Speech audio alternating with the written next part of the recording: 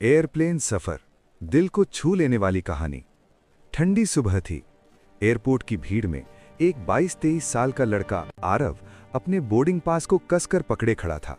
यह उसकी जिंदगी का पहला हवाई सफर था, लेकिन उसके चेहरे पर उत्साह नहीं, एक गहरी बेचैनी थी।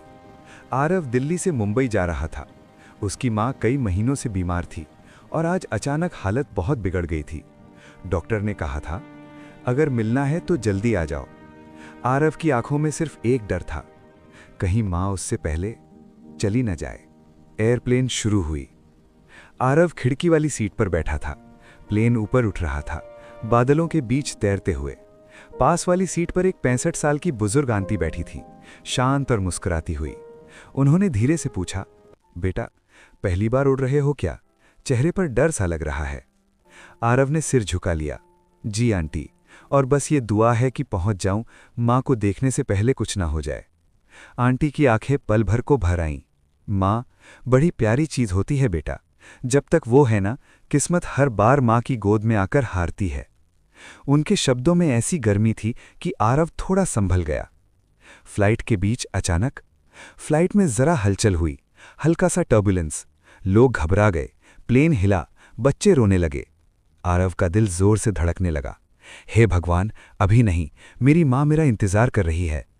तभी वही बुजुर्ग आंटी उसका हाथ पकड़कर बोली, डर मत बेटा, हम सब ठीक पहुंचेंगे। और सुनो, तुम्हारी मां जानती है कि उसका बेटा रास्ते में है। मां कभी जाते वक्त अपने बच्चों का इंतजार तोड़ती नहीं है। उनका हाथ जैसे किसी मां का हाथ हो, भरोसे से भरा, दुआओं से भरा।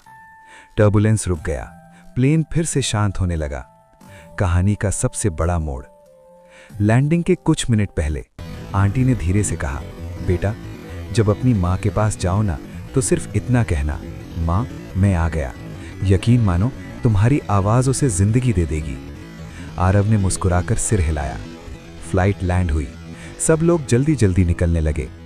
आरव मुड़ा आंटी को धन्यवाद कहने के लिए, लेकिन वो सीट खाली थी।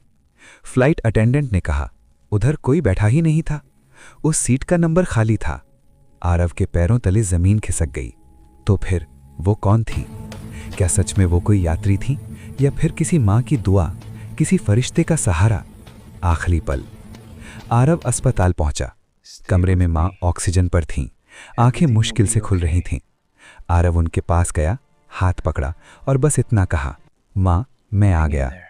मां की धड़कन मॉनिटर पर थोड़ी तेज हुई।